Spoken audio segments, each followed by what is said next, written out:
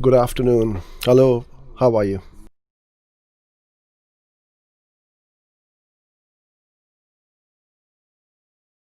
How do you target your competitors' customers? You can't target customers of your competitor, but you can target their lookalike website visitors. So what we do is this is on the Google Display Network.